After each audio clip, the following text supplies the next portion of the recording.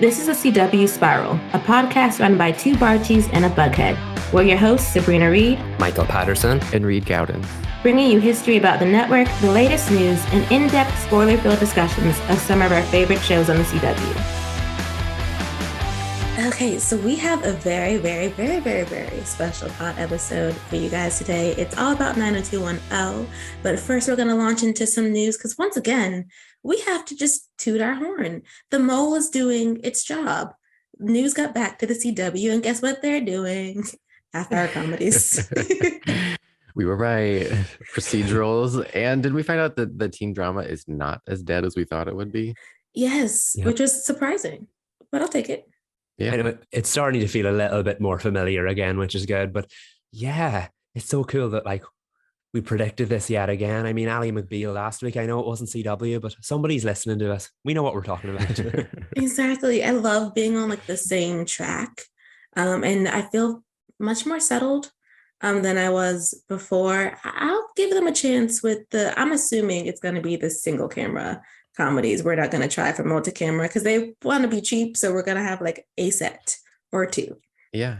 I mean, they could try both and see what works. Just throw everything against the wall and see what sticks. But I have to say, I like being I feel like we're the voice of reason. There's just so much confusion and everyone's freaking out. And then we're here, we're we'll do what we can. We can pitch the path forward that we see. And it's good to see that as more information comes out, it's less scary than everybody thinks so far. I mean, we have yet to see any material, but so far it sounds like it's not as scary. Yeah, it does. It definitely feels like they're trying a new thing, but at the same time, they're not completely losing what they were. And if they can make that middle ground work, I think, touch wood, everything will be okay.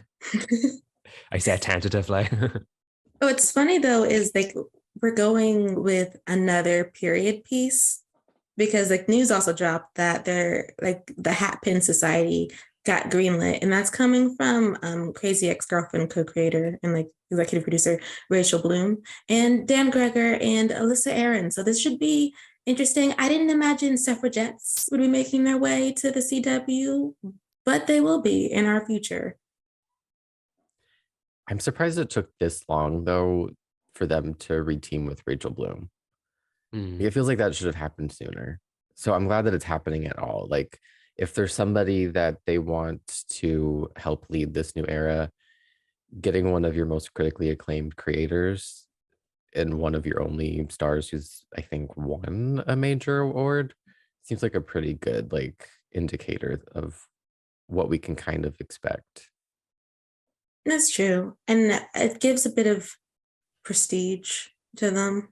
Yeah. Because she is critically acclaimed. It also, I think, sort of settles the masses that were and I believe we were one of them, which is that it cannot be a male-driven network because it hasn't been. And so you can't just suddenly shift focus. I will say, though, as much as I am anticipating the suffragettes, so they need to tell the real history and that it was a movement divided, they still need a female-led superhero show. So get on that. Yeah. I mean, we went from 4 to none overnight. This hopefully is a step in the right direction. And by the right direction, I mean the direction they were already heading in and then pivoted from. I'm intrigued by the Hatpin Society in general. It feels like it suggests that they're hoping that something like Walker Independence will be a success now that we have another female-led period piece, and I'm all for it. It does seem almost risky for your first new original show to be another period piece, but like I said, clearly they have faith in it and the pieces are there. I just hope they pull it off right. Yeah, and I guess I'm tentatively excited to be going to 1909 New York City with what is it? The description is that it's gonna center on a motley legion of suffragettes who fight for equality by day and vigilante justice by night, seeking revolution through any means necessary. And I'm okay, guerrilla tactics in New York City. What's the tone here? I mean, now that you've read that description, that definitely sounds like a CW drama, and I think that's a good thing. But I wouldn't have expected it to be a period piece. Yeah. No. I think the most interesting thing here too is, shouldn't bury this lead, is that they are developing it themselves before taking it out to a studio to produce, which in the past it's always been Warner Brothers and CBS kind of like setting these up, and then they partner with CW. So again, this is really the first thing in the new era where we're like, oh, this could go to any studio. That's true. And I guess that also means checks and balances, because it's very clear that there aren't any for the show. Well, I guess there are some for the showrunners on the CW, but they kind of do what they want. And in that era might be a bit over, which I guess is fine considering some of the content we've gotten over the years. Yes, I'm specifically talking about Roberto. But that's like it for the CW news. Was just fine, like by us. But we do have a little something special. I got to interview Vanessa Morgan, and we talked about the Gold Bond campaign for My Scar and My Story, and some Riverdale season 7 teasers. We got a little bit of tea, y'all, and we're gonna share it. Ooh. So the Gold Bond campaign for the hashtag My Scar Story is a very beautiful way of recontextualizing our relationships with our skin and any scars that we may have. So what has the campaign meant to you? What has the campaign meant to me? Well, I had a C-section, what was it, 19 months ago now with my son, River. And because of that, you know, just my body growing, stretching, having a scar from my C-section, I had to look at my body in a whole different way. And I really connected with Gold Bond's campaign of My Scar, My Story, where it's encouraging people to share their real skin stories, embrace their imperfections, embrace their scars. And I don't know, after I gave birth, my whole mindset changed into what is my definition of beauty, and scars are beautiful. And I just really started embracing motherhood, and that came with embracing who I am and my body, regardless of any imperfections. So that's kind of why this campaign is super important to me, and why I'm hoping it'll encourage other people to share their scar story and their real skin stories. That's cool, especially the tattoo that you got in honor of that story. How did you settle on the word kintsugi as the tattoo you would get? I've wanted it for years, actually. It's something that I thought was really beautiful, how, Japanese pottery, that you repair the broken pieces with gold, and it's considered more beautiful for having been broken. So that's what that word means. And I just feel like my body is so much more beautiful for birthing life and going through surgery and having a scar. I look at that scar and I think, that this is my canvas. This is a beautiful story.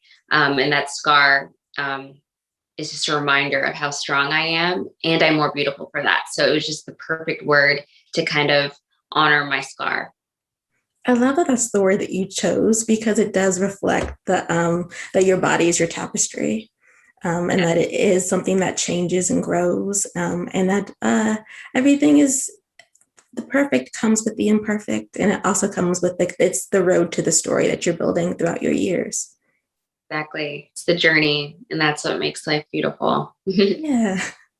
So what would the advice be that you would give to someone who is trying to reframe how they see their scar, to try to see it in a more positive way, but they're struggling with it?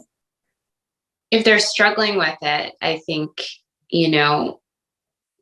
I guess it just comes down to changing your mindset, rewiring your mindset around the whole thing. Like, this is your journey. This is your life journey. Maybe you got in an accident, maybe something happened, maybe you were born with that scar. Whatever it is, that's uniquely you. And that makes you, no other person will have the exact same scar that you have. That is your skin. This is your avatar that you're in. And if anything, it's just, it makes you that much more different than anybody else. And I find that beautiful. And when you embrace that confidence, that energy that you put out into the world is beautiful. Confidence is what beauty is. People get attracted to that light, the more confident you are. And, the more you embrace yourself, the more others will be drawn towards you. So I think if you just change your mindset around it, I think that could really help for people struggling with that. I think that's true. And I'm gonna pivot a little bit to Riverdale, but you had mentioned that confidence is what attracts people to someone, and I feel like that's mainly why people are so attracted to Tony Topaz as a character, the confidence that she embodies. I know in that case, that would be the character you play in Riverdale, and she's changed so much since we were introduced to her in season 2, especially in the finale for season 6. She's everything to Riverdale now. What was that like having to save the town with her friends, then having to give her body up to her ancestor, and then protect her family that includes her now grown son, Anthony? It's a lot. I mean, Riverdale, like there's so many different timelines, there's different dimensions going on. I have loved how Tony has always consistently been a confident, strong person. Before it was a strong student and Southside Serpent, and now mother. So I think, she's changed a lot. She's grown a lot. Maybe she's not as, even though she's still really strong, maybe she was more like rebellious in her years, but so she's definitely a bit more stable now. But I've loved playing such a strong, independent female character, and I love how now she's become a really key character to the Riverdale storyline. And it's going to be interesting seeing her go back to high school, but like high school with a twist, as in the 50s. Do you have anything on your wish list that you hope that she gets to experience in that era? I don't even know. I don't know. I think it's just so exciting. The 50s, I'm just excited to see what they do. I do know there's probably going to be a lot of tension with, when it comes to race relations and things like that. I have a feeling in segregation. I have a feeling maybe they'll touch on that, which I think would be really, really cool to show that history that happened in America. So maybe there'll be something of that. Maybe there'll be love triangles, like who knows, but I'm just excited to see what the writers come up with. It's going to be fun. I'm looking forward to the costuming, mostly just to see what her in the hair and what she's going to look like in the 50s. I'm assuming cigarette pants, maybe in your future, or perhaps even a poodle skirt. Who knows? But is there anything that you are hoping before the series concludes for Tony that you have in your mind that you'd like to see her either achieve or settle into? I would love to see parents. I would love to see her have parents. So, because we've met her grandma, we've met her grandpa, we've never met Tony Topaz's family or siblings. Siblings would be awesome. We just don't even know if she has that. So if we could just, go more in depth of besides just partner, baby, and actually knew a bit more about her life, that would be pretty awesome. It would be, because we have been with her for since season 2. So this is the final season, being able to see the full expanse of what her family dynamic may have been, even if it's just in the 50s, or I would hope, fingers crossed, in the present, that we'd be able to experience that with her. So you did tease what's going to be, what we could possibly expect in season 7. But as far as like, I have to ask, Choni goes, we did see that there's a bit of a spark that may have ignited between the two of them in the finale. And you did mention love triangles. Should Fangs be concerned? With the love triangles, I definitely think that there's probably going to be some tension there. I definitely think Choni will be a thing in this new season. That's just me having a feeling about it. Mm-hmm. Okay, well, I know the shippers will be very excited about that. For my final question, since Riverdale is coming to an end, do you have any big dreams of what you want to do next once the show ends?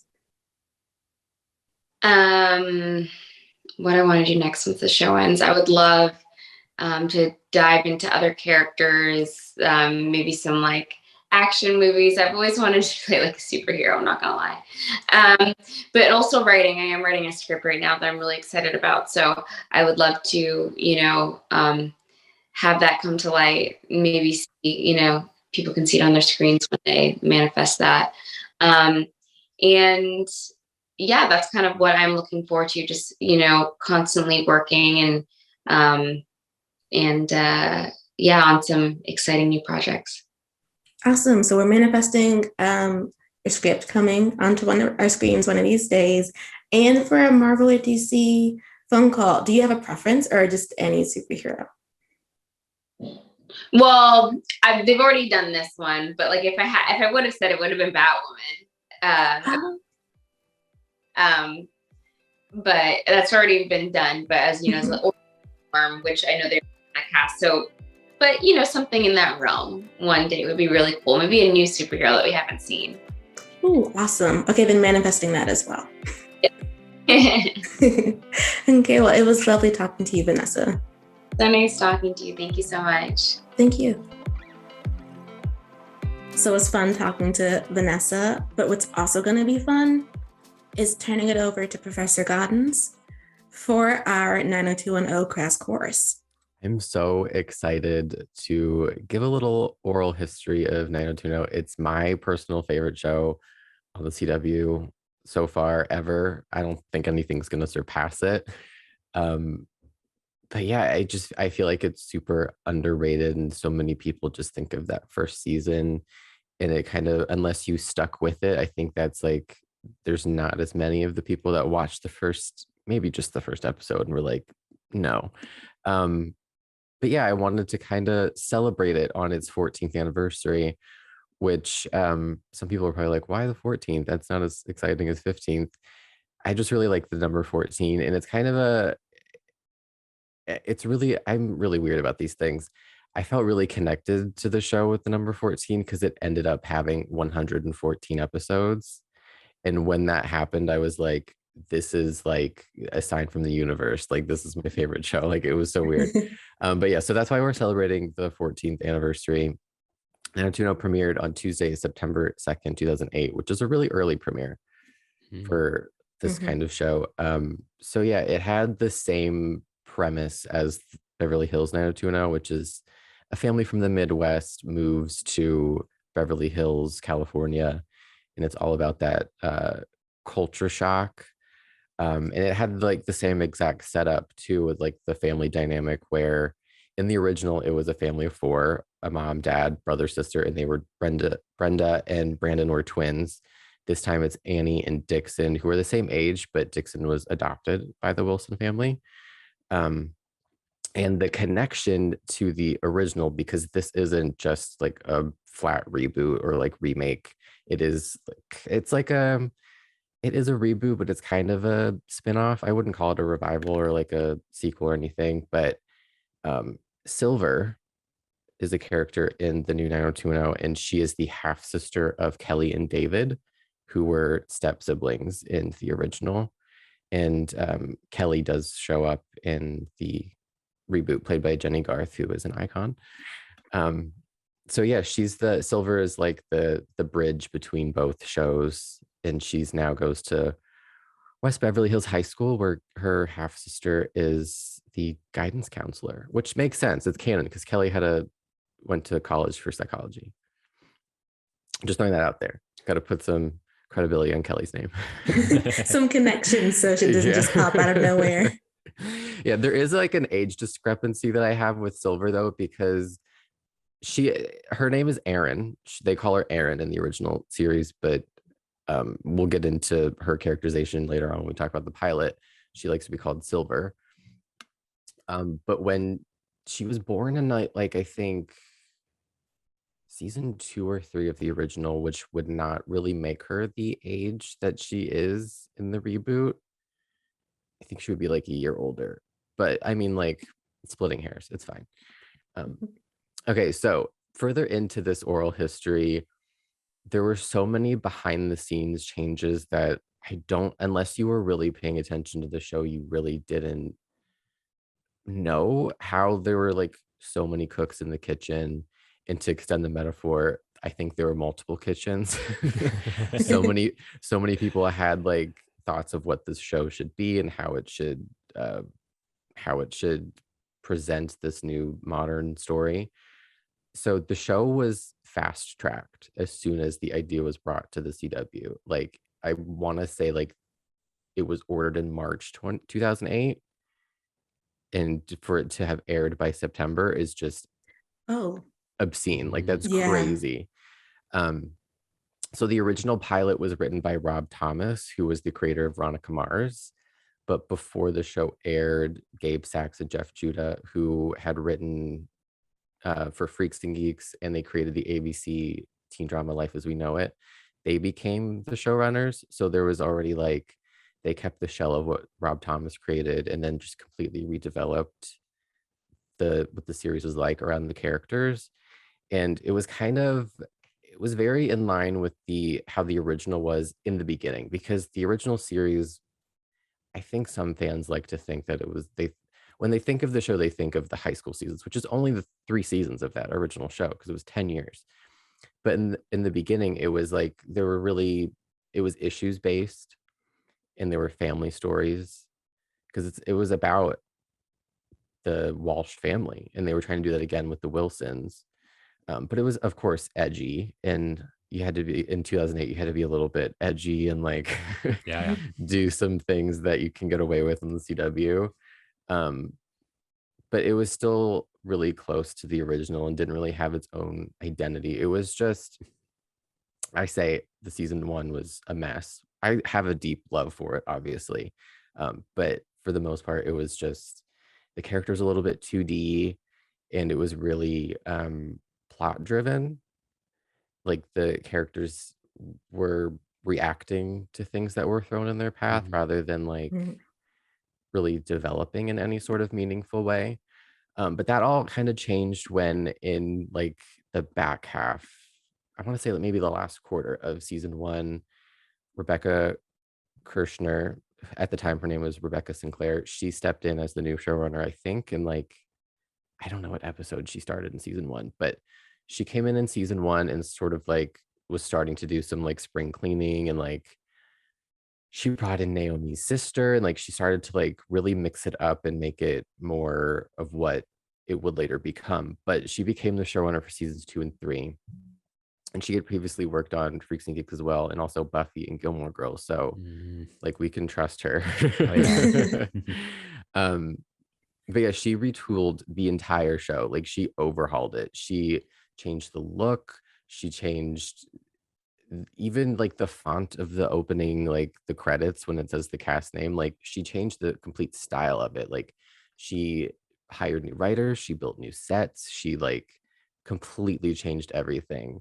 And she saved the show. And unfortunately, I think too many people who were turned off by season 1 didn't get to see what the show would become, which is so unfortunate because seasons 2 and 3 were like must watch CW television. But I think the best things that she did was she ditched the Peach Pit, because what they did I'm going to be real right now. What they did to the Peach Pit and the reboot was really a travesty.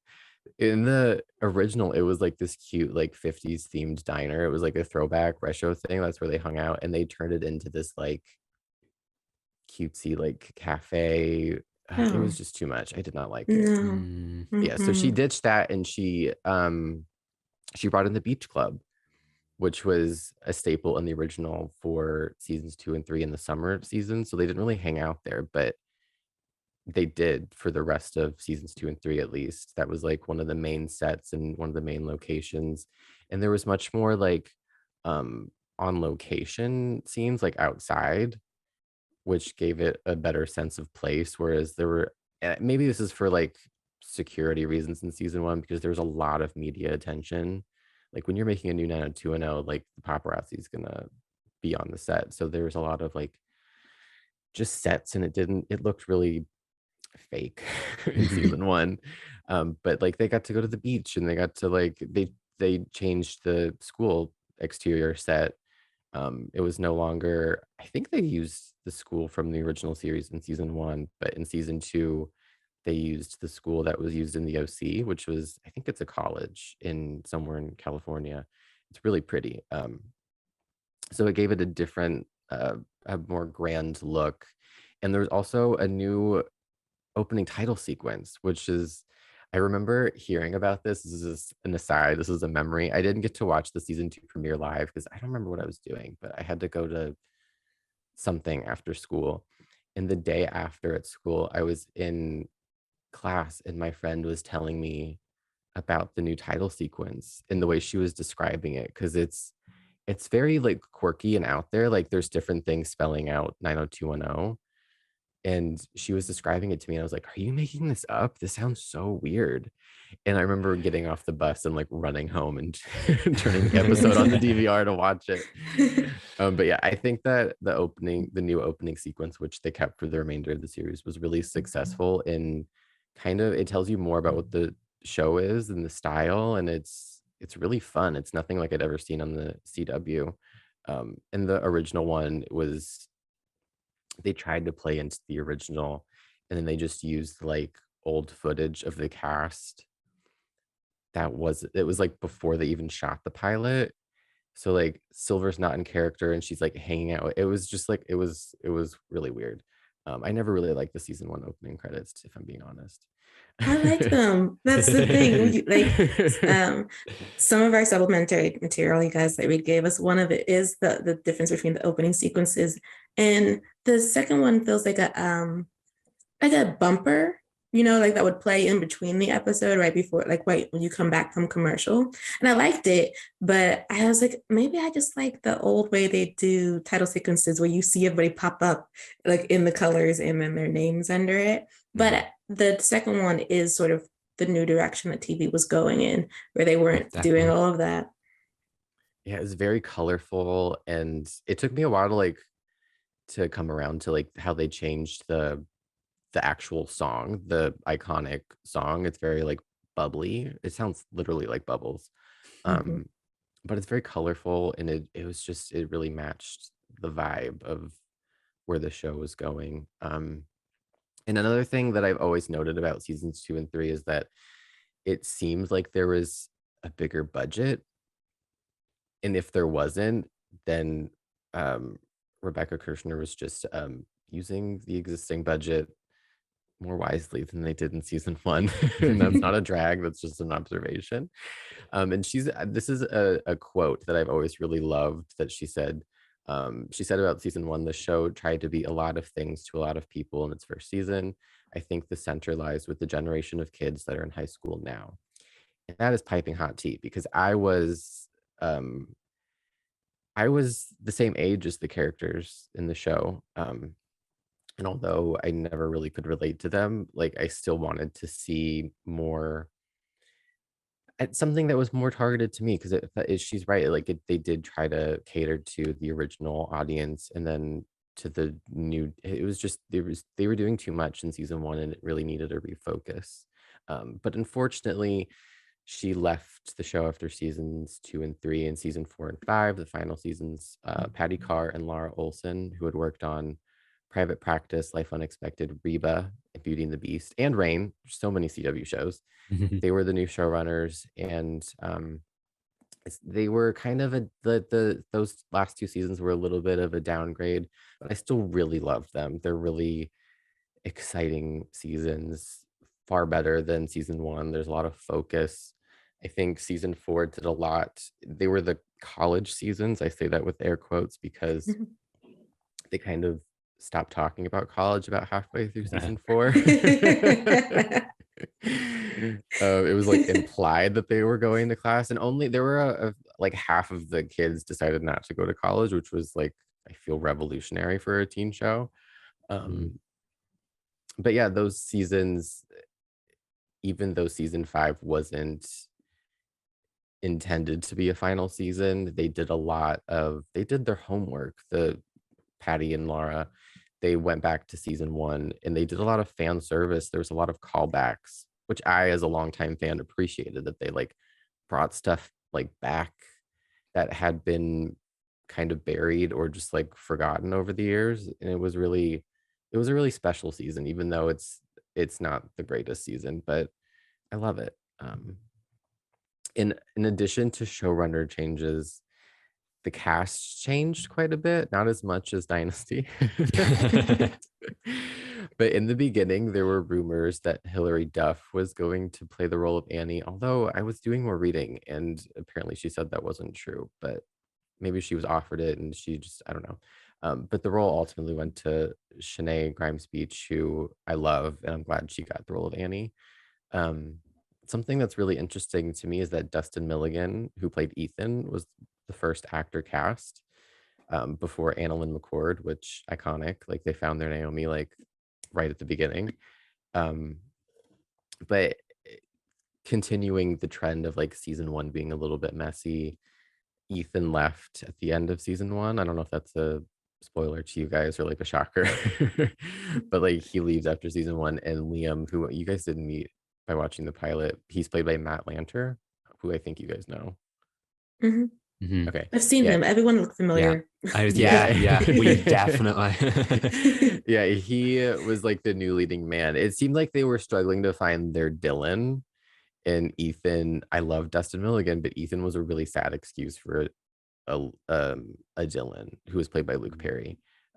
Ethan wasn't like bad enough to be the bad boy, but he was like doing bad things, but he couldn't like, it was hard to like him. And he dated 2 of the main cast members and then liked a 3rd of the girls by the end of season 1. So it was like, we really burned through too much story and he needed to get out of here. But yeah, and then in season 2, 2 new characters, Teddy and Ivy, who I love so much, are added to the cast.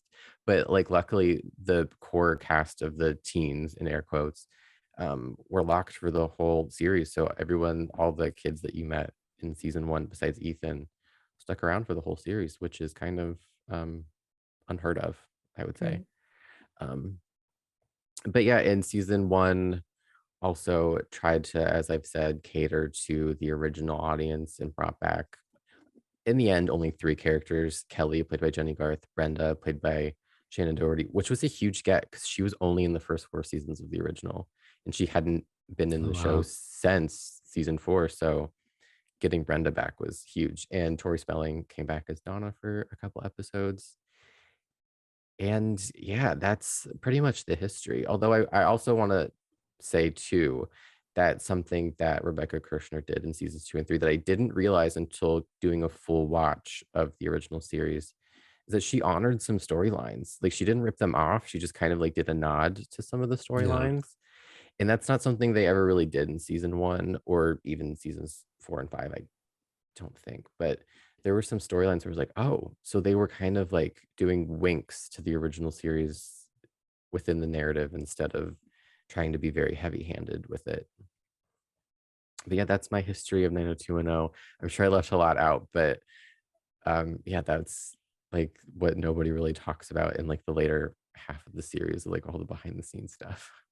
That's really cool though, because like with Rebecca coming in, it feels like in the interview, she's like, I have like 3 binders, 2 mood boards, and a vision for the future. Give me the show and I will give you a wonderful product that stands on its own. Yeah, she came in with a vision where I felt like there wasn't really a vision besides like, let's get 90210 back on TV. And everyone kind of like scrambled. And I mean, that's a huge task to undertake for any producer. So like my hat is off to Rob Thomas and the Gabe Sachs and Jeff Judah, because that's a huge undertaking. I can't even imagine like the network notes they were getting, the studio notes they were getting, like everything. Like I can't even imagine. And like for her to come in and just be like, I can help steer the ship in the right direction. I've always like, even at the time, I remember like really idolizing her because I was like, you saved my show and made it something even greater. It's really interesting hearing about the history because I know over here when 90210 started, it had a lot of big promo over here. I'm pretty sure it was on E4 or Channel 4, one or the other. And then I knew about its reputation that it wasn't exactly what people were expecting, and that it was considered lackluster, and a lot of people would have considered it a flop. I didn't know that it went on and actually got better afterwards. It was only recently I found out that it did run for 5 years, and I was like, how is that a flop if it ran for 5 years? Did you hear it from me? Probably. You enlightened me.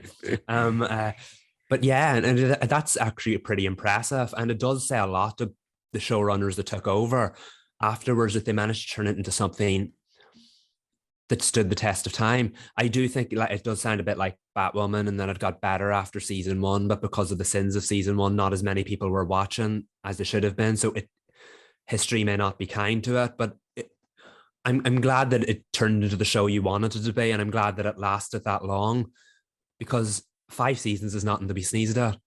And I wonder if the water got poisoned because people who went in with certain expectations didn't get what they wanted. And so then we're telling people, oh, it's bad. And it's like, well, maybe let go of your expectations and just watch the show. And I know that we're kind of learning that now when it comes to reboots, even though, of course, people do have their feelings in a reboot if they really like the original, and may not tune in if the reboot seems like it's sort of name only, and there's nothing that they're giving that is going to make you feel like the show that you enjoyed before.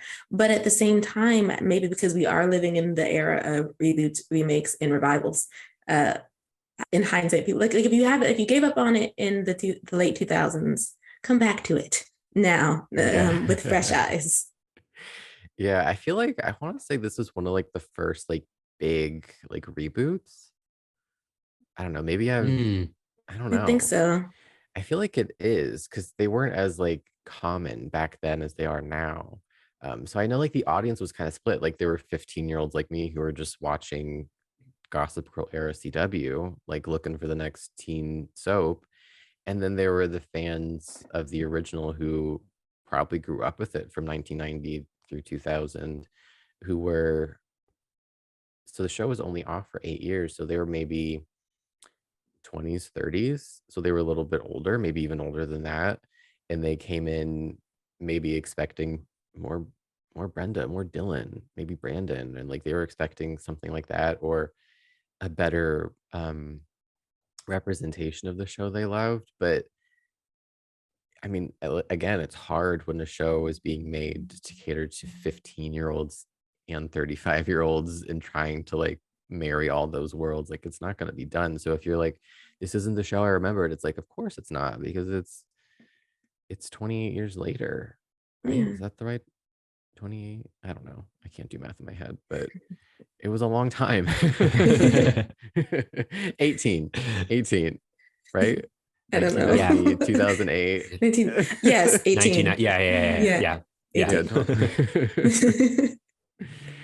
That's kind of where people are at with Gossip Girl, the HBO Max's Gossip Girl, and then like comparing it to CW's. And it is funny seeing like late 20s, early 30s folks like arguing with new Gossip Girl fans who love the HBO Max version. And it's just like, you have to let the teens have this one. Just let, like, it's their Gossip Girl. In the same way for 90210, it was y'all's 90210. And the older fans were like, you either continue to watch or you just, it's not for you anymore. It's okay. Just tune into what it gave you. It's always so funny to me when I see commentary that's like, this is nothing like what my version was like. And it's like, well, you have your version already. Mm-hmm. And no one's taking that from you. Nothing that happens in a reboot can hurt you. True, but do buy the DVDs if they're available, y'all. Like we are living in the era where things are getting pulled off of streaming. If you do not have the box set, go get the box set. If it has thankfully, I do. Like that was my annual treat to myself when the show was airing. Is like every time the DVDs of 90210 come out, I'd go to Target the day of and buy them. Nice. I miss that era. No, but I totally get where you're coming from, because I know that the iconic Crystal versus Alexis fight from Dynasty season 1 was a recreation of the actual Crystal and Alexis fight in the original Dynasty. And all you have to do is look at the comments on the YouTube video to say, this is not the show I watched, this is horrible, why is this so over dramatic? And like, it's two completely different generations watching two completely different shows, you know what I mean? I love how they're calling one soap over dramatic compared to another soap. Right, exactly. And then I out of interest, I did go back and watch the original Crystal and Alexis fight from the original Dynasty, and whew, yeah, I wouldn't be saying that's a good thing. No offense. um, but yeah, no, it's two different generations, and of course, there's going to be that clash when it comes to that kind of thing because people have their own version of what it was, and maybe 90210 was a little bit more susceptible to it because, like you said, the original show had only been off the air for what 8 years. So of course those fans were going to go after they'd left their show for what they thought was the end, come back to it and then be surprised by maybe what they got. Whereas then the young ones tuning in would be like, why is there so much family drama? I don't know, from what they were expecting to be like a teen soap. So I just think it deserved a little bit of like a grace period while it figured out what it needed to be, because if we've all seen the pilot now, it did kind of need some time to figure out what it wanted to be. A great pivot into our pilot discussion. Yes. Indeed. So I'm thoughts, prayers. I liked it. It was actually refreshing having like grown up in an era where we started with normal problems in teen dramas to then like transition into the problems are at an 11 and they sometimes involve supernatural situations. It was nice tuning into a pilot where like the biggest things happening was plagiarism and like a love child. Yes, and a love child. Because it's very like low stakes for the teens. I really, really enjoyed that. Yeah, no, I would agree with that. And I watching it back, it's really interesting hearing some of the things you said, Reed, because I had some similar thoughts while watching it. But I will start with exactly how Sabrina started and say I really enjoyed it. It was a lot of fun, and it really took me back to that era of television. I think in 2008, it's a lot of people would have said, why is this trying to be that? And why is this trying to be that? But I will say I watched that and it reminded me of that kind of era of TV, even though maybe it was a little lost for its time. Looking back now, it definitely reeks of that kind of like late 2000s kind of television. It was a lot of fun.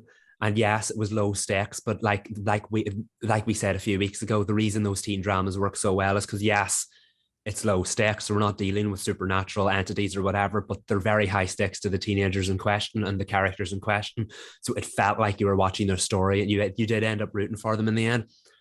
I really liked it. And I do have some notes that we will get into it, but I did want to lead with, I really, really liked it. My heart is so full so far.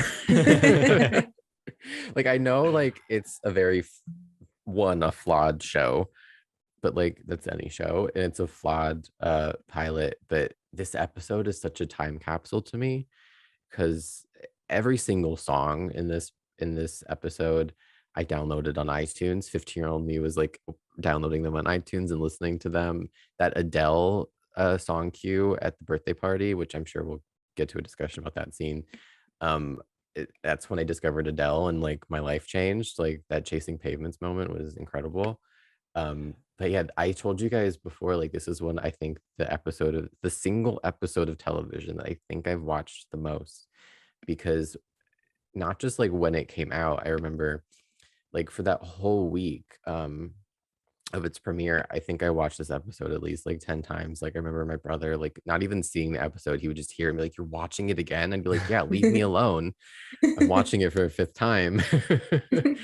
But this is like an episode that like I could probably recite it in my sleep. Like I've seen it so many times. Like it just brings me so much comfort. It's that episode of TV that I can just turn on and for like 40 minutes I'm 15 and everything else goes away.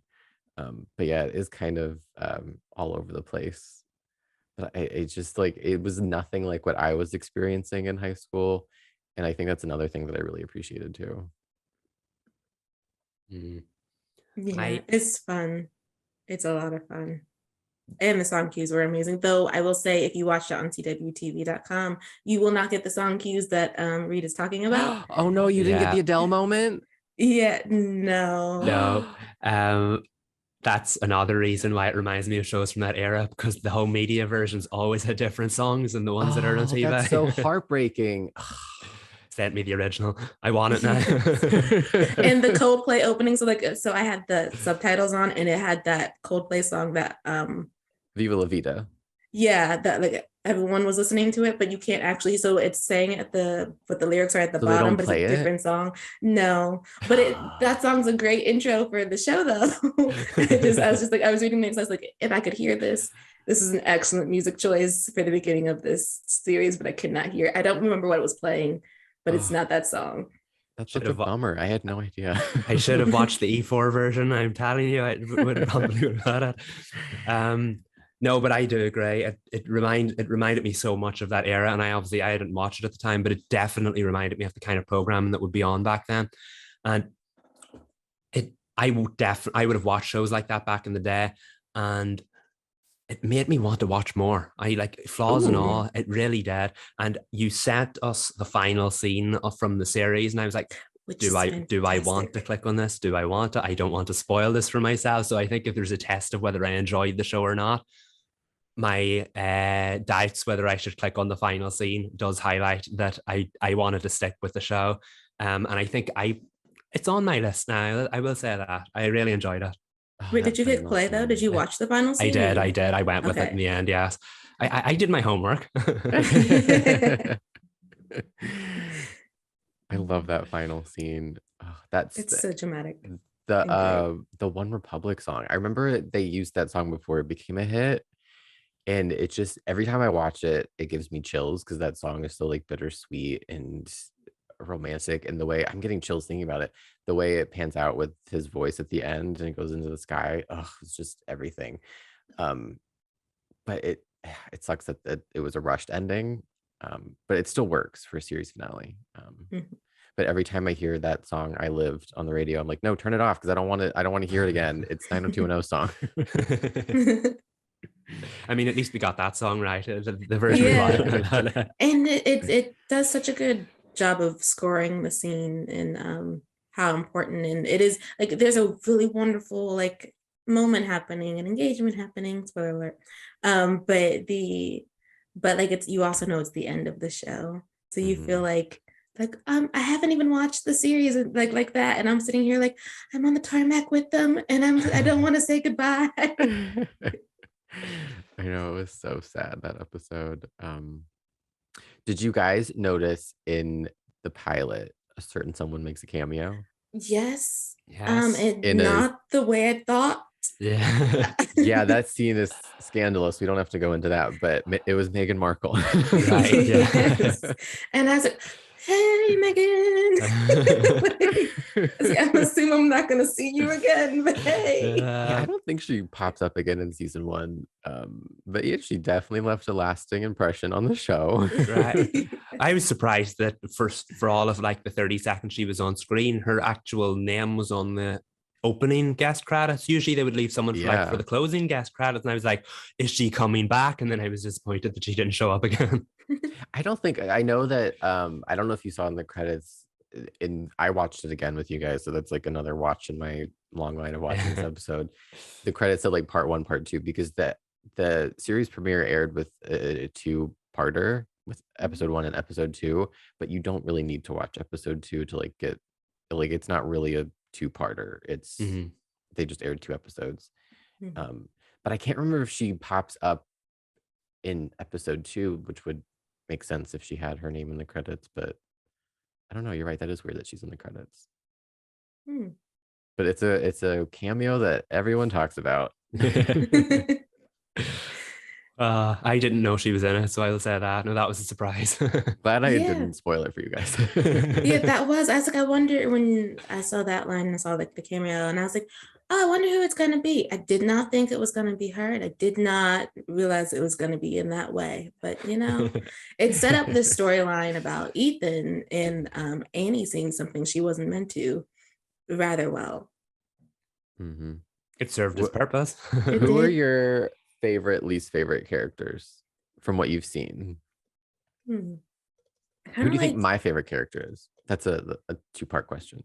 Naomi is, I'm assuming I would have guessed that too. She's one of my favorites, and the way they develop her is so amazing. I know some people might think of Annalyn based on that poem she released this year, but the way that she devours this role as Naomi is the way she keeps developing her into, they make her sort of comedic as the show goes on, more like Fallon, what we see as Liz as Fallon. That's kind of how Naomi develops. I kind of went off on a tangent about Annalyn because she's really good. I do love Naomi, but Silver is my favorite. Not like, I liked her from the pilot, but again, they develop her really well as the series goes on. I like that. No, I liked her as well. I'm trying to think.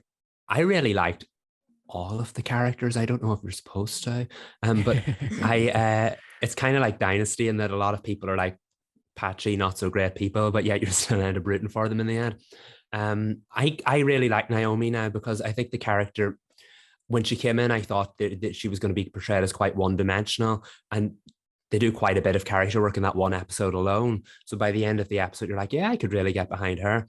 And Annalyn played the character really well. I have to say, I really liked her. That scene at her birthday party when she's reading the text, that shot of her reading it is one of my favorite shots of the whole series, because Annalyn just gives it all, gives it her all, gives you everything. Another fun tidbit that I want to share with you guys is sort of like a dorky like TV thing, is that when season 2 opens, there's quite a contrast. So when season 1 opens, the first people we see are the Wilson family, right? But when season 2 opens, the first person we see is Naomi running on a beach toward an older man. That's a not so great storyline, but it's her daydream. And we meet her in summer school. That's a whole long story. I won't get into it. But they consciously shift the perspective from Annie to Naomi, which I think was, no shade to Shanae, she's amazing, a really wise choice, because Naomi ended up being the stronger character compared to Annie. So they really put her in the forefront, and she was kind of like the de facto lead moving forward of the show. So I think that's really interesting. Like, I don't think we see Annie in the season 2 premiere. I wish I would have made you guys watch that episode, but I didn't want to give you too much homework. We don't see her until maybe 5 minutes into the episode, which is looking back, I'm like, oh, they were really intentional with that shift from the get-go. They were, and I can see that even coming from the pilot. Not that I didn't like Annie, but she is sort of a character who she's wide-eyed, and she's coming to this new world, and she's not as fast-paced as them.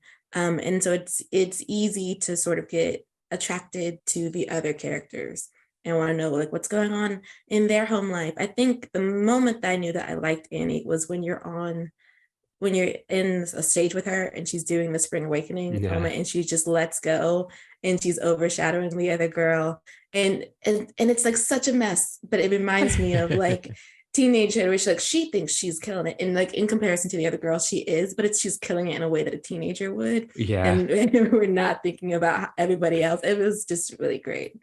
Before we move on from 90210, I have to ask Sabrina, who were you shipping, if anyone? I didn't ship anyone. I got vibes though that I wasn't sure about. First off, and this isn't about ships, my favorite dynamic is Annie and Dixon. I love them as siblings. And so that was the dynamic I was really into. And I was okay, so that's my sibling vibe. Where is the ship? And I was I don't have a ship, but I was does anything happen between Naomi and Ryan Eggold's character? Because there was a vibe there, and I was she's underage, so no. No, thankfully, Mr. Matthews never hooks up with a student. Although, okay, he kind of did in season 1, but it was an undercover cop. So but when it came out that he was dating the student, even though he knew it was undercover cop, he lost his job for a little bit. He does come back, but his character is only in it for the high school seasons, and he leaves by season 4. So that was a bummer. I really like him. I liked him too. I mean, he's a little too irreverent for me. I was sir, you're going to end up in the office with a bunch of parents if the kids ever tell them what you say to them on the regular. But I just saw those two, and I was if we were going the way the teen dramas typically go, y'all gonna end up in a broom closet by episode 10, and I don't want it to happen. He does date, and I believe have a child with Naomi's older sister when she comes in season 2, which, oh my God, I love her sister. She's incredible. And then Just more spoilers. I believe, if I remember this correctly, Mr. Matthews ends up with Annie's mom, so Lori Loughlin. They like, I think that's how they leave the show at the end of season 3. They like move to Paris together to raise his son. Okay. Wow. Yeah, it's just A like lot really, goes down. really out. Yes. Okay. Yeah. Sure. We'll just go with that. That's a soap opera for you, though. Yeah, You never very know where true. it's gonna land. Oh my god, if we had like another full like hour, I would just like tell you guys everything that happens and just like watch your brains explode. But we don't have that kind of time. No.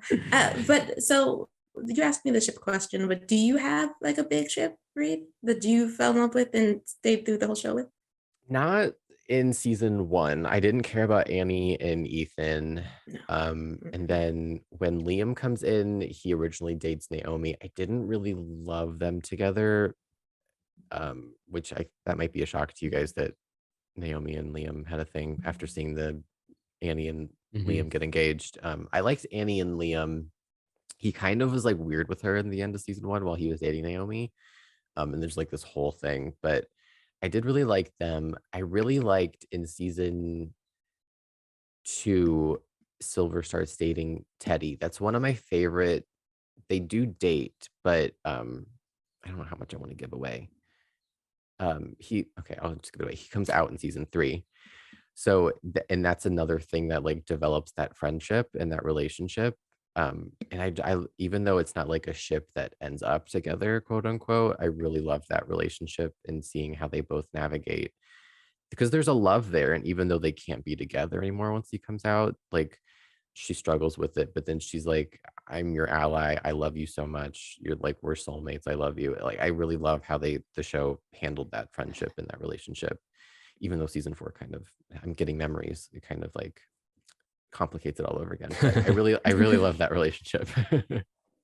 That sounds nice, actually, that they were able to do that in a way that's not like gross, like like where I'm assuming that they didn't do it that way, where they make it such a big problem that you have to fight like and have really weird conversations. I like that it transformed, like the love that she already had just pivots, and it's not like I'm assuming it's not like an angry thing.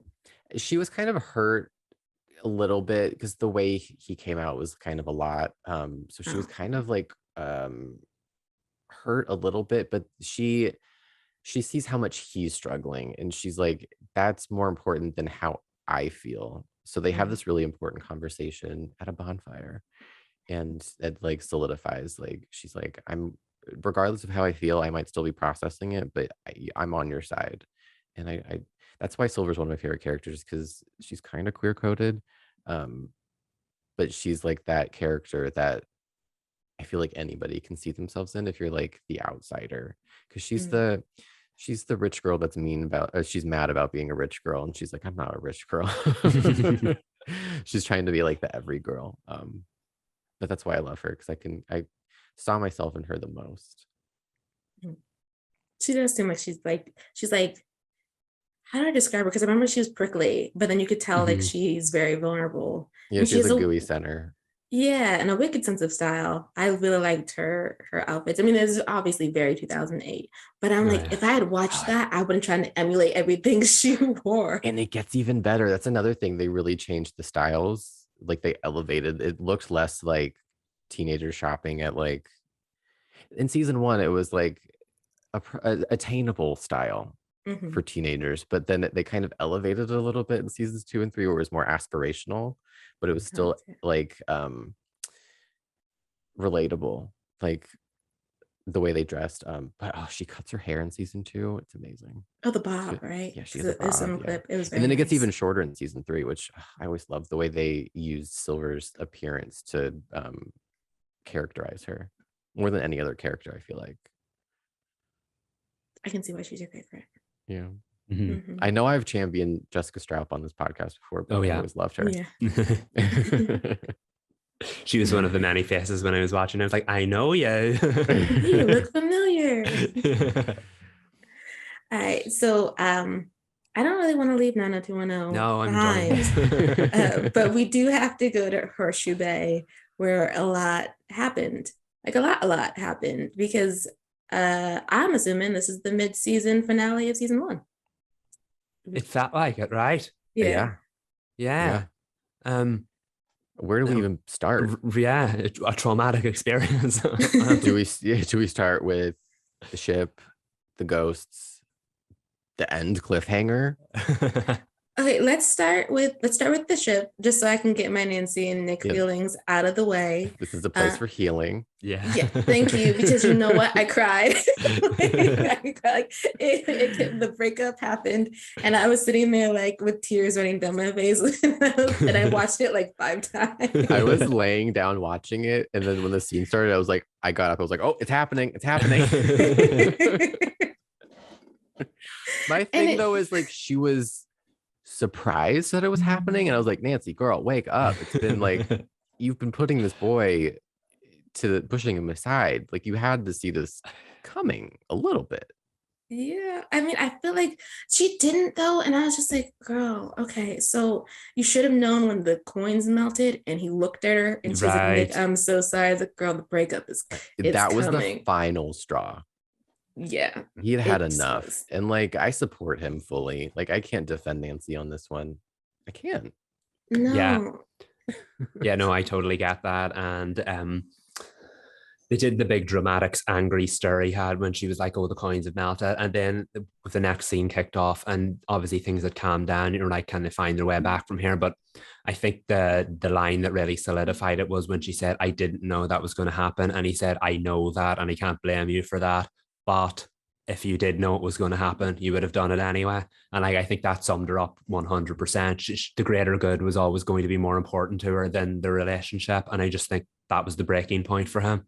He really read her with that line. And I think she needs to internalize that instead of like, I don't think she didn't react to that, right? She didn't defend herself or anything. No, I think I think Kennedy just gives this great look.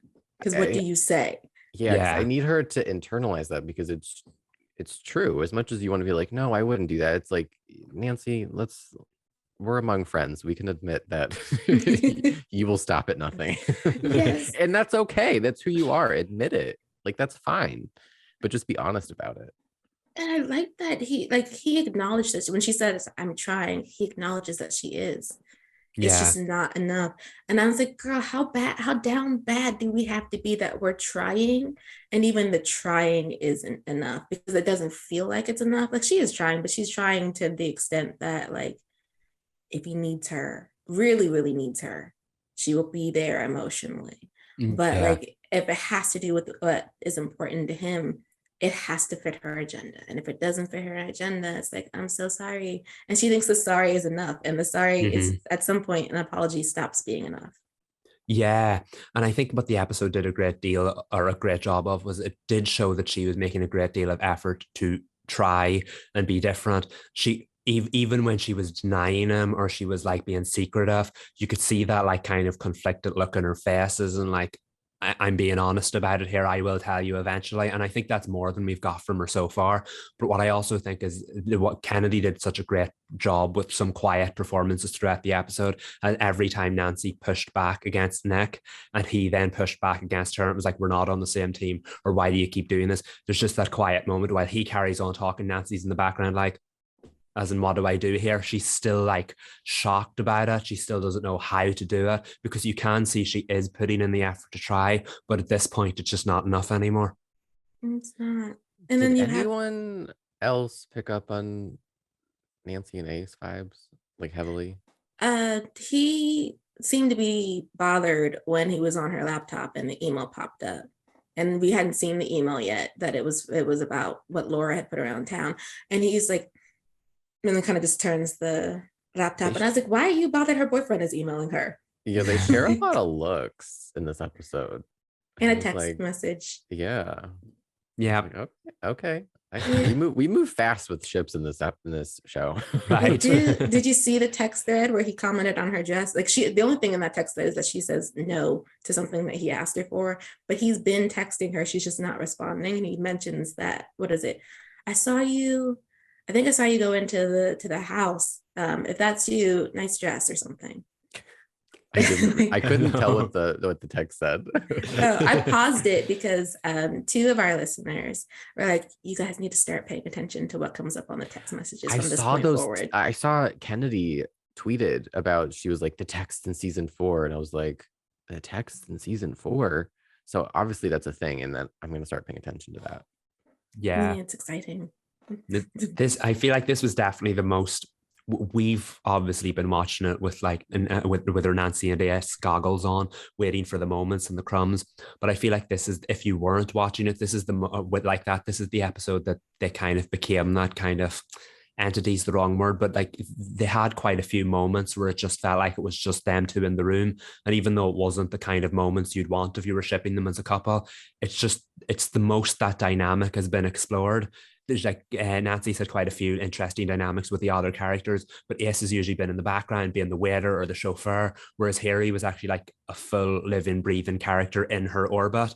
And that's the first time I kind of felt like it about them two. So she doesn't trust him now. And she was like, why didn't you tell me? We could have worked through this. We could have found a way around it. I would have helped you find a way around it. So I'm really interested to see where that dynamic goes next. Obviously, we know where the like final chapter of that dynamic so far is, but I'm really looking forward to seeing how it gets there, because that was the first time I really saw them as like a pairing, if that makes sense. Yeah. Can we talk about the juxtaposition of that next to Nick and Nancy, with Nick asking 3 times for her to open up and she refused, but her being mad at Ace for not opening up to her in the way that is very similar to what Nick wanted from her. Yeah, when she oh my god, that scene where she's like, how can I trust anything you said? First of all, I hate that line in TV shows. I'm like, can we like move on from that? Can we just like stay in the moment and not be mad about that? But I was like, Nancy, he really has you pressed. Mm-hmm. And he was pressed back because he was upset that she was upset. And I was like, y'all don't seem to have the relationship where this conversation would have happened. Yeah. But it's happening. So what's going on with with Ace and Nancy behind the scenes that we don't know about, and potentially the rest of the Drew crew don't know about? Was this the first episode where they called Laura Ace's girlfriend? Because they kept saying your girlfriend, and I was like, when did that happen? I thought they were just making out in the refrigerator. Yeah, I think it's definitely wanted to set it up so that now that they have that kind of relationship, he can doubt her. Because the moment that Nancy's dad came in and revealed all that information about Laura, I was like, is this trying to say that she could be the murderer? And then literally the next scene, Ace was like, how do you know if your girlfriend's a murderer? It's like, okay, we are going here after all. There was so much information. Like, we learned the truth about Ace. We learned more about Nancy's dad. Like, it was like information overload in a good way. Like, I wasn't overwhelmed. I was overwhelmed by like things were changing and happening so fast. And I was like, oh my gosh, I can't, like, there was just so much. I have to say one little small Ace thing, because you guys know I love Ace. When he was hacking into the library and he was like, I'm in, and Nancy was like, how'd you do that? And he was like, I used my library card. The look she gave him was hilarious, and I watched it like 3 times. It was so funny because like she gets so excited about like hacking things or stalking things, and she was like ready to be prepared and impressed, and he's like, library card. Kennedy's face journey, it went from like eye roll to like amused, and I was like, that feels like a good tease of their relationship dynamic, I hope. Yeah. I know. The power of the library card, though. By the way, by the time this drops, y'all, it will be library card sign up month. So if you have not gotten your library card from your local library, you should do so. I will be doing that. Awesome. But speaking of like a lot of people, like information about people, it was really nice to get more about George's mom and having Bess be the one to remind George that like, yeah, she's not really present, but like she's dealing with a lot. I love that one line was really powerful, and it shook George loose a little bit to kind of like, because it's hard to see like when you're in it, you're like, she's not a kid, but like you are the kid, and you're like, why is this the dynamic? Why is this happening to me? And she's like really annoyed that this is her life. And then Bess is like, she must feel so alone. And then George is like, oh crap, my mom's a person. I know, and it was just a little moment, and but the "you okay," I think said more than anything, because you can see George has been kind of like conflicted over that relationship with her mom before, but I think she wasn't sure whether she should show that kind of emotion. And again, it's just a little text saying "you okay," but I think that's the furthest that relationship has been pushed. So that's one of the most interesting dynamics on the show, and it's really cool to me that they're bringing the mom, Victoria, is that her name, into the storylines more regularly. And we keep saying this is the episode where the supernatural really sinks in. This is the episode where the supernatural really sinks in. No, this was the episode where the supernatural was terrifying. Right. Yes. There was The a jump hands. scare whenever it was Nancy and Nick were in, I don't know where they were. It was like a warehouse or something with the coins. Yeah. Mhm. There was a jump scare. I was horrified the way she ran for the coin. I was like, Nancy, don't do it. She did it. And she was like, Sydney Bristow, a Charlie's Angel. I was like, you go. Yeah, I totally agree. And was it when Victoria came in? And then she was like, there are evil spirits in here. And they were all like, no, there's not. And she was like, yes, there are. And then you had that was the jump scare. She was like, ah, and you saw the spirits all like hugging the Drew crew from behind. And I was like, oh man, this is going to be a dark episode. And it really was. The seance too. With the dragon face. So and then when Lucy grabs her, Nancy's wrist, like I jumped. And and they did so, like, you could tell they are very skillful with their limited budget when it comes to the effects, and also have time for a joke, because Beth screaming when nothing happened because things had been happening was relatable. Just because he opened the 10. It was kind of terrifying too at the end when Ted is just, she's coloring and she's asking the dragon mask questions, and correct me if I'm wrong, it's not Dead Lucy. She asks, I was like, how did you go from like, should I use green or blue? And she's like, are you Dead Lucy? And I'm like, Ted. Protect her at all costs. Right. Or the double ring assault, which I thought was so cute. Those teens are trying to protect her, so they get the one around her, and just in case she disturbs that one, they have another one. They've seen Hocus Pocus. They have. Oh, God. I love how well Nancy Drew balances the horror of it with the funniness of it. Yeah. But at the end of the episode, the double whammy of Nancy asking Carson if he killed Lucy Sable, and the look on his face, which is kind of incriminating, to be honest. I know he's kind of like shook, but it's also like, you're not saying anything, my guy. And then it was Nick who saw that Laura and Ace got in a car accident, which I'm like, save Ace. I know he's fine, like, because I know he's still on the show, but it was still really effective, because I was like, oh no, Ace better make it. Yeah. And the fact that he was with Laura, who you're now starting to doubt, I don't know whether it was just an accident or whatnot. We'll find out next week. I will say this show, we talked about how the cliffhangers are getting more and more frustrating. I have never in my life wanted to just switch on to the next episode like I did after that one. The thing though is I have zero theories. I don't know who I think did anything. Right. I'm just like so in it that like I don't have my own thoughts. I'm just like so captivated that I want to know, but I have no theories. I know, it's just like they set it up so well that we have like more than one like mini villain to deal with. Like, even if we're just talking about like the I was gonna say the humans, but I guess the humans. If we're just talking about the humans, you have Laura, who may have killed her sister for money, and then you have Carson Drew, who something's fishy about the past. And at this point, I don't even really care about Ryan Hudson. I think that part is done in terms of just, except for like, how does the whole Lucy Tiffany thing go into it? No, I know, and I agree with you. It's funny that you said the humans. I find that's a big issue with a lot of monster movies, in that you just want to sit and watch the monsters fight because the human characters aren't that well developed. Whereas on the flip side, Nancy Drew is so good that I wouldn't care if they never did another supernatural storyline again. The characters are so good. The mysteries are so good. And to say that in just 7 episodes it's a really impressive feat to pull off.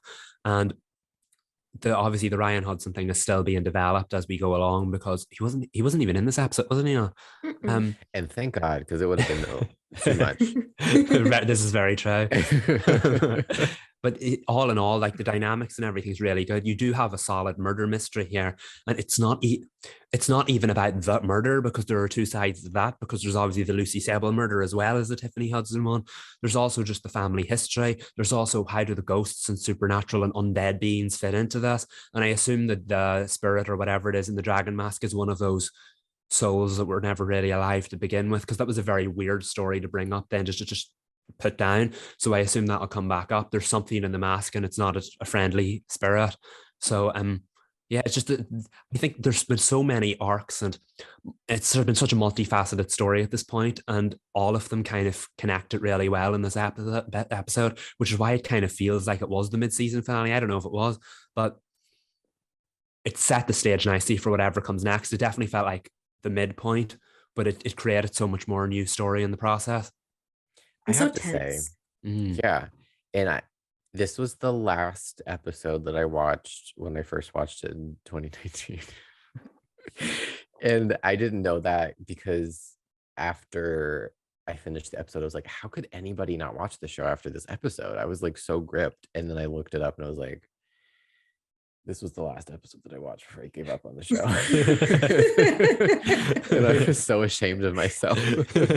But we established you just weren't in the right place for Nancy yet. Yeah, there was just too much TV happening in 2019. I was like, I need to let something loose. And unfortunately, it was Nancy at that time. But I'm here now. And I've said that before. And oh my gosh, I can't wait to talk about episode 8 next week. I know. Because they're so smart, by the way. Like one last point before we leave Horseshoe Bay is they use all parts of the storytelling wheelhouse. Like I love the metaphor of, and perhaps this is on the nose, but if you like writing, it'd be the start of the sinking of the Nick and Nancy ship happens when an actual ship, a storyline about an actual ship sinking is happening, and then they have Roman coins. The fall of Rome, the coins are the ones that is the last final straw. And I was like, who writes books on this? Because these metaphors are the metaphors you'd use in a novel. You just brought so much like intelligence to this discussion. And now I want to like Google it to see if that's a thing. That's amazing. That's amazing. I wouldn't put it past these writers. Yeah, I wouldn't either. Now I'm looking for metaphors like everywhere, because I was like, 2 breakup metaphors, and then the breakup actually happens when the coins melt. Yeah, keep us posted on this, because I don't know if I'm well read enough to pick up on these things. But okay, now moving on to Stargirl, which town are we in, Michael? Like where are we hopping on the map? Blue Valley, Nebraska. From one murder mystery to another.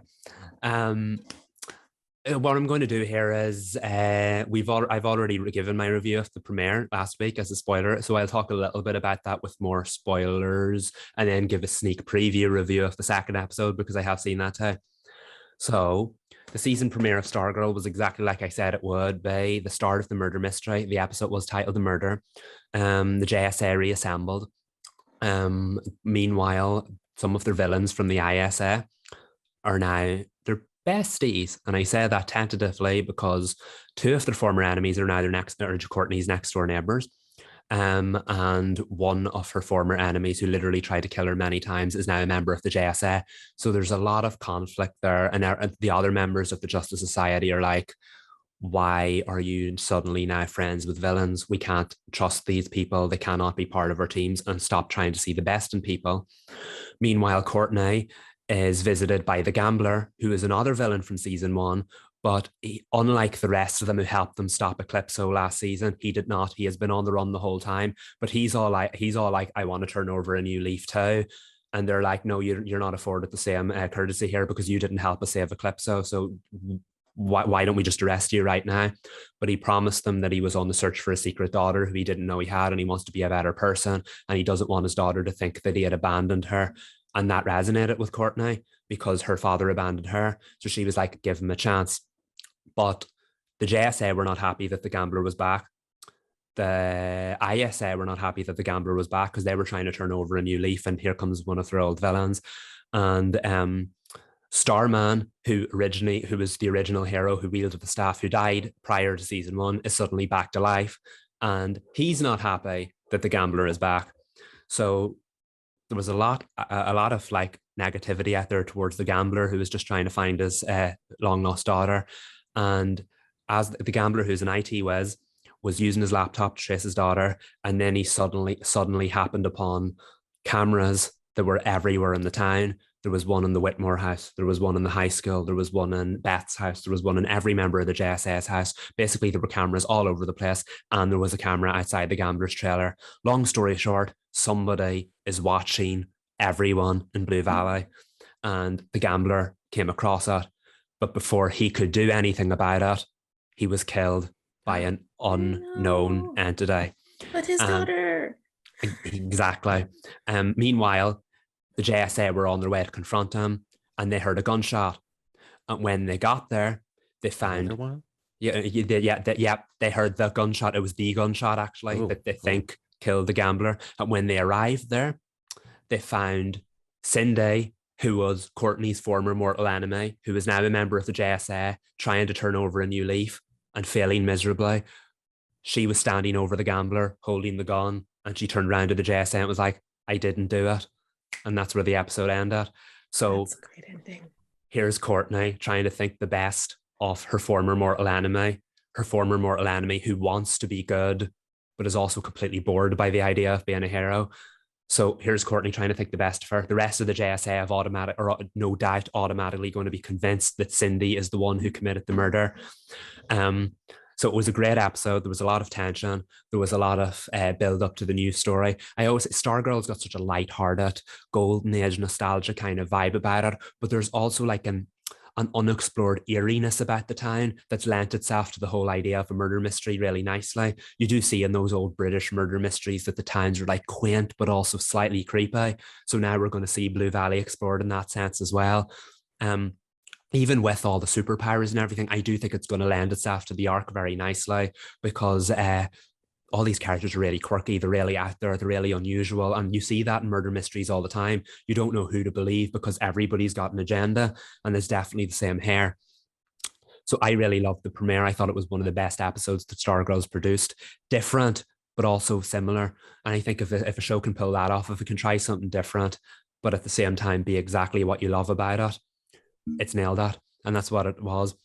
So my sneak preview of episode 2 is the episode is titled The Suspects. So I'm trying to say this in a way that won't give anything away. From my explanation, and I think you probably figured out that a lot of people did not want the gambler in town.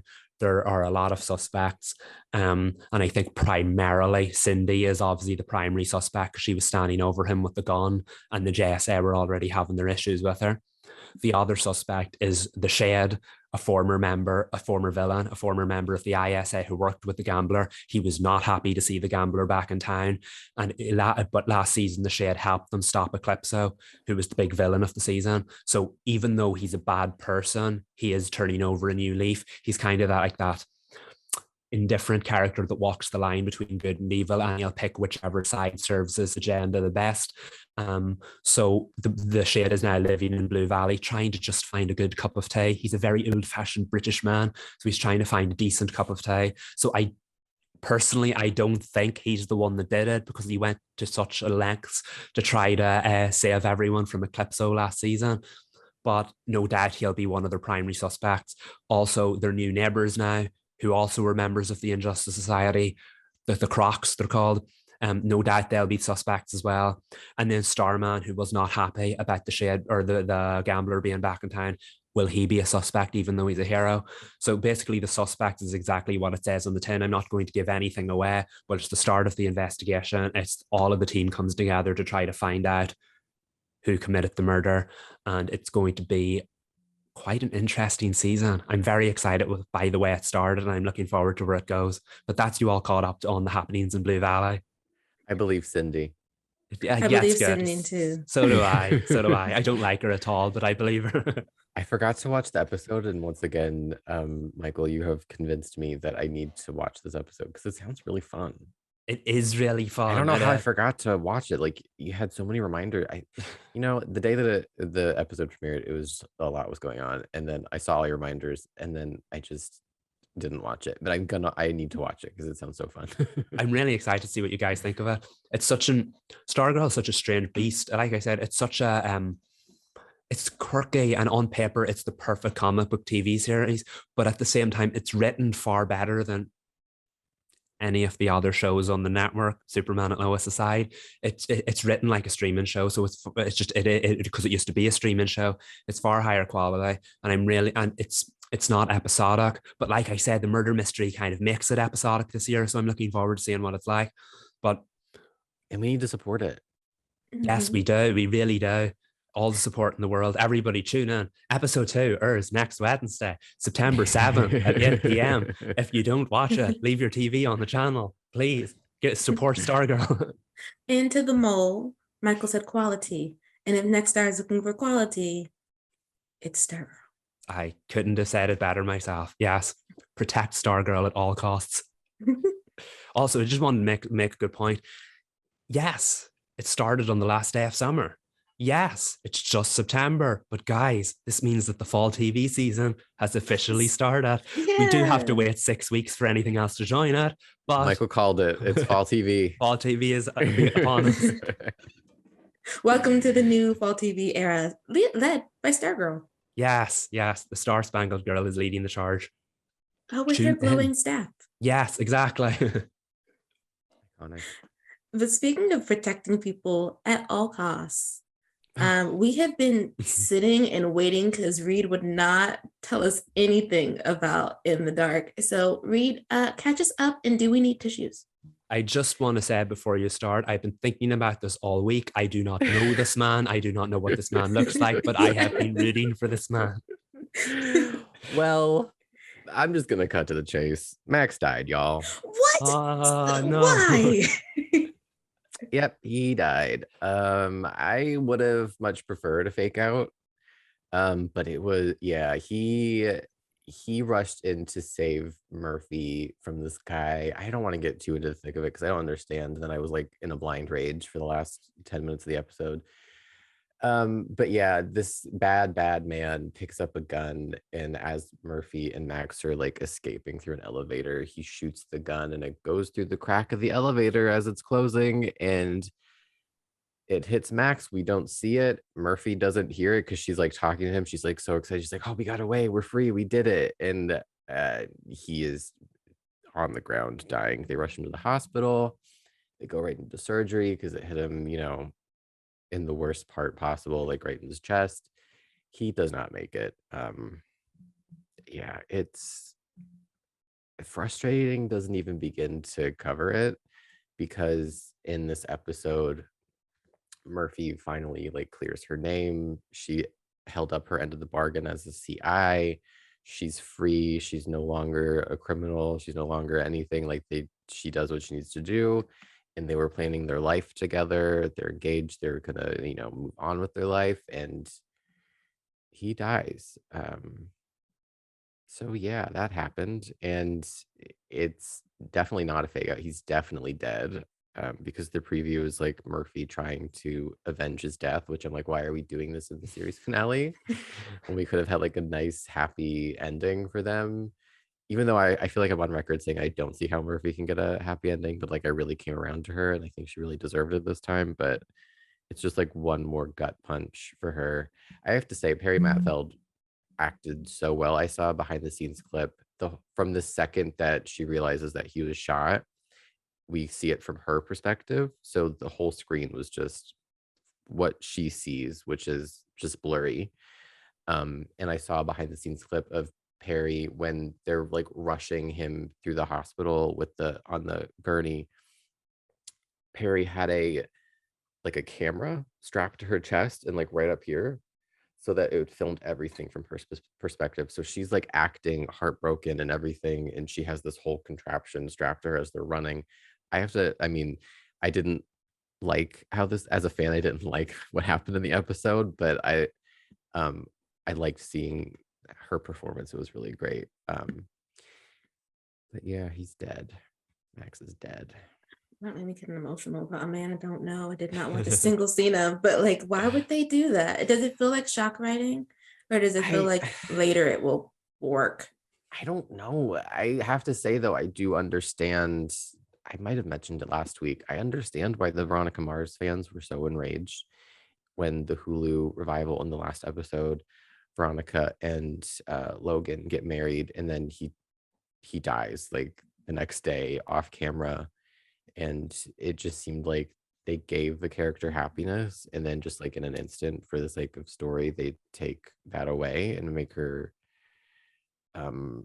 devastated and just like open up a whole new arena of trauma for her, which felt unnecessary. At the time I didn't really I love Veronica Mars, but I did not love Logan. So I was like, yeah, that's fine. Like I watch it for Kristen Bell. I watch it for Veronica. Like I'm fine. But like this felt in the dark. Like I understand where that like that passion and that outrage came from for Veronica Mars, but like this felt so different to me because I was invested in this couple, and it was like 4 years of payoff of them trying to make this work and her trying to not go to jail. And then just to see it all in like the blink of an eye be taken away from her, I just don't know what. I'm just like frustrated and devastated. I want to quote Tyra Banks when she yelled at that girl on America's Next Top Model, but my passion has kind of died down because I've had some space from the episode. And I was like, I was rooting for you in the dark. I was rooting for you.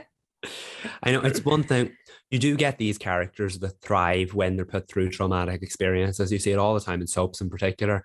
But when the show was so close to the end, how does it serve the story to take away that character's happiness one more time when you're not even going to get to see the story that unfolds from it, if you know what I mean? Final episodes are... Yeah, beyond Murphy though, like Max didn't deserve that. Yeah, like exactly. It just doesn't make sense for his story to end like that. I mean, I guess I do want to like reserve like full judgment until I see the full vision and see how the series finale handles this. I guess I'll give them that grace.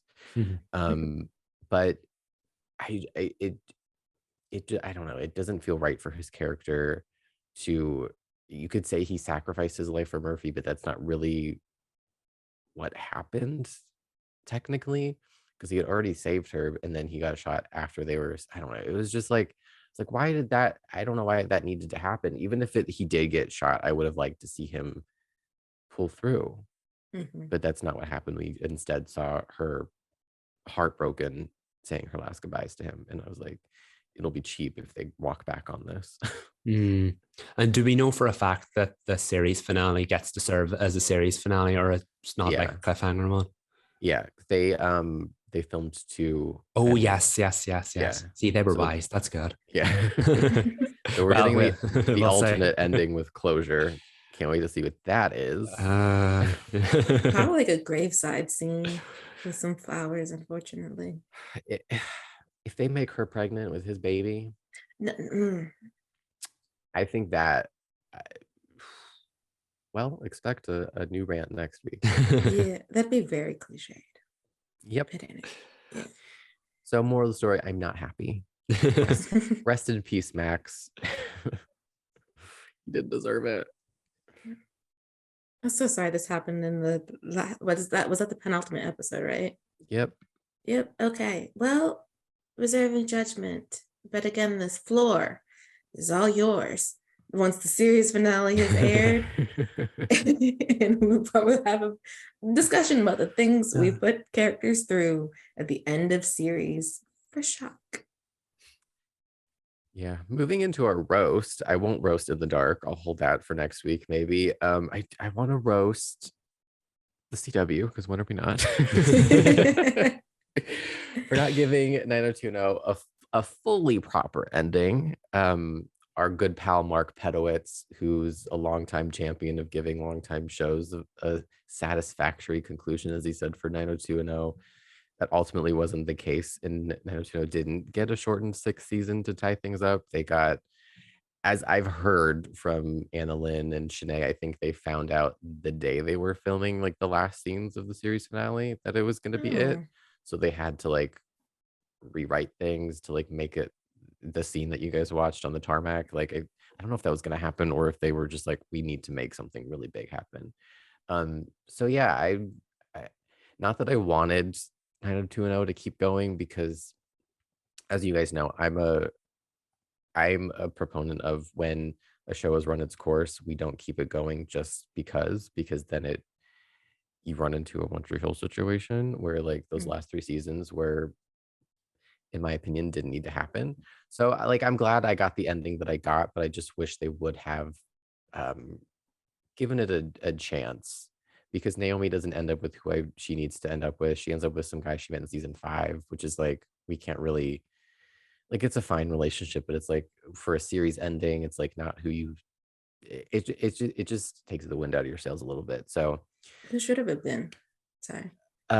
She got married in, I think at the end of season 4, beginning of season 5, to her high school boyfriend from season 3, Max. He was a quote nerd.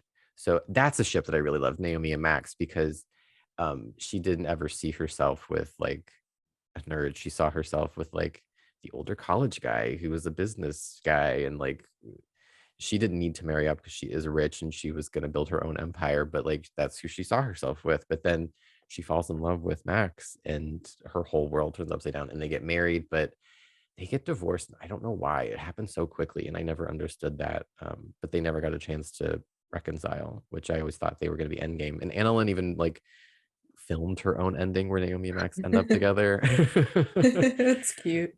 Yeah. But I will say the CW did give the show a retrospective, like an hour-long retrospective, which is like, I guess the least they could have done to honor a show that wasn't the most popular. Like it wasn't on Gossip Girl level, but the fact that they gave them an hour-long retrospective to like look back and for the cast to talk about the show, I'll toast to that. Like, thank you for doing that. As much as I would have liked to have seen 10 more episodes to wrap everything up. But yeah, from the roast to the toast, cheers to 90210 on I think proving people wrong and lasting for 5 seasons, over 100 episodes. Like in this day and age, I think living up to like half of the legacy of the show that you were like in the shadow of is a really big achievement. Yes. And it will go down forever as an underrated CW hit that everyone should watch or revisit if they walked away from it.